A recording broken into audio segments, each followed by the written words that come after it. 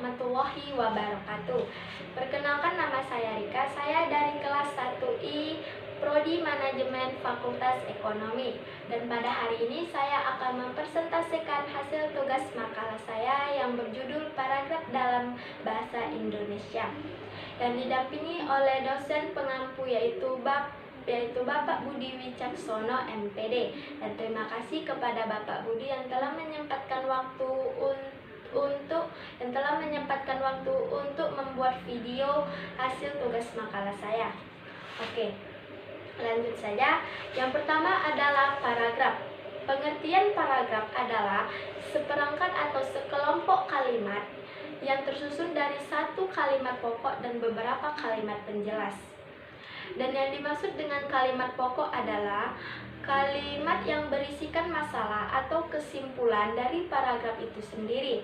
Dan sedangkan kalimat penjelas adalah kalimat yang berisikan penjelasan masalah yang berasal dari masalah yang terdapat di dalam kalimat pokok.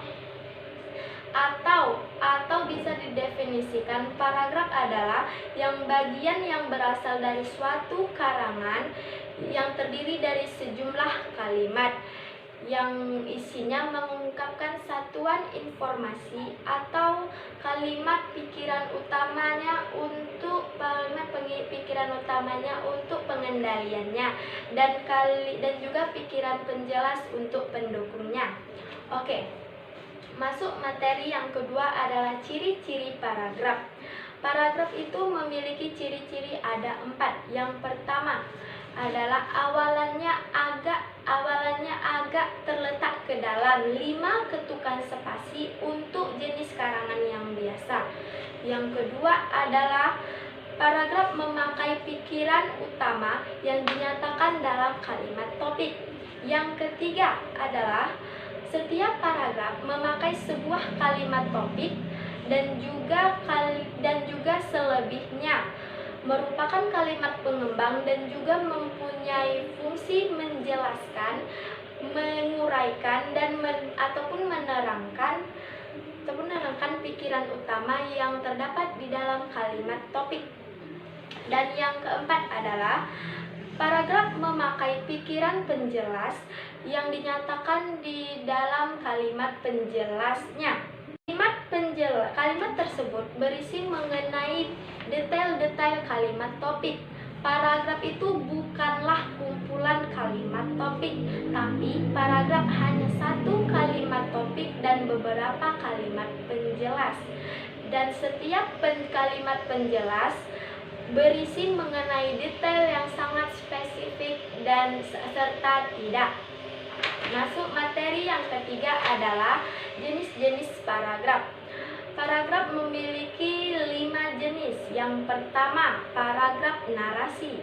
Paragraf narasi adalah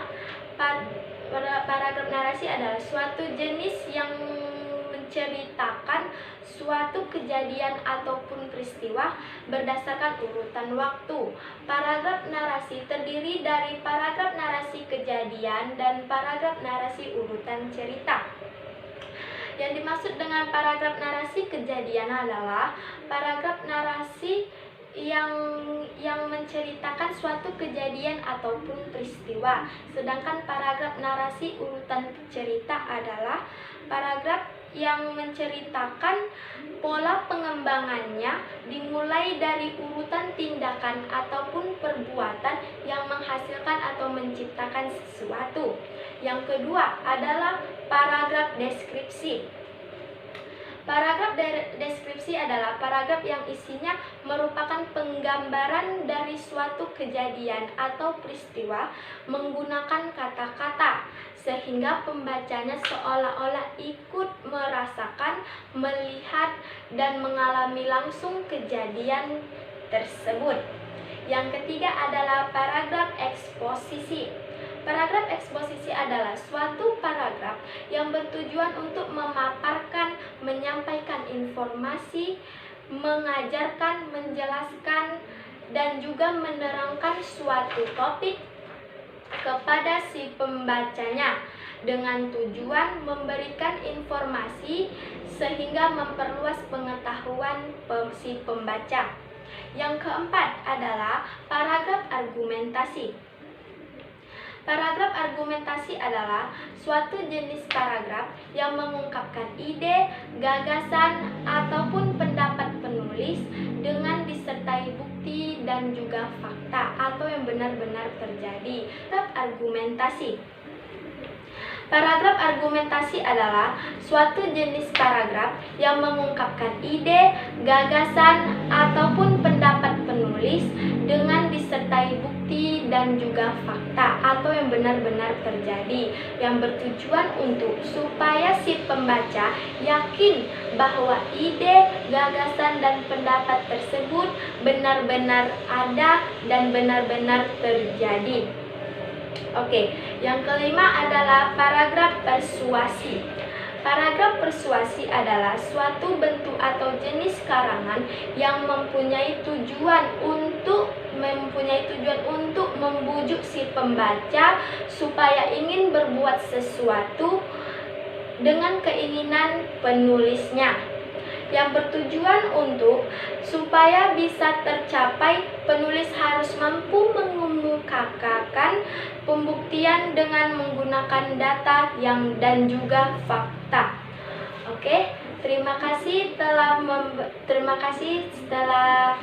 memberikan saya waktu untuk mempresentasikan hasil video saya. Dan sampai di sini hasil video saya. Dan apabila ada kata-kata saya yang salah, saya mohon maaf. Wabillahi taufik wal hidayah. Wassalamualaikum warahmatullahi wabarakatuh.